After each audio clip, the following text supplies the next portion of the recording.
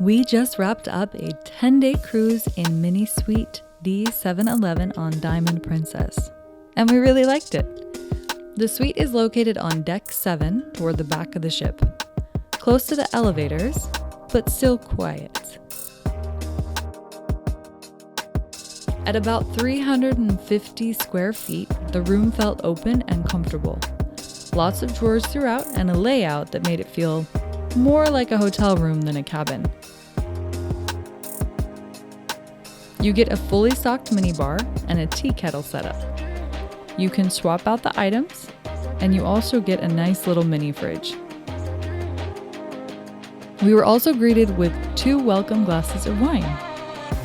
The separate seating area with a fold-out couch gave us extra room to relax. It felt like having our own little living room on board, and there are 2 TVs, one for the bedroom and one for the couch area.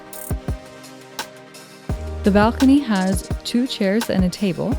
We enjoyed our room service and our evening drinks out there. We also liked having our breakfast in privacy instead of at the buffet. Not fully private from above, but still very enjoyable. The walk-in closet had plenty of hanging space and shelving, perfect for 2 people on a 10-day cruise.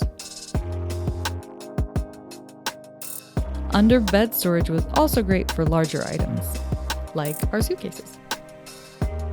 The bathtub and bidet-style toilet were quite nice extras for the cruise cabin. It was a bit dated, but very roomy and stocked with Beekman toiletries. If you want extra space and comfort, this mini suite was well worth the upgrade over a standard balcony. We're Elaine and Kanan, and we can't wait to show you more of the ship and take you along on our excursions in Japan in the next video. And just a quick reminder, I'm a travel advisor and I can help you plan your trip on any cruise line. Just send me an email. Please don't forget to like and subscribe if you want to see more videos like this. See you next time!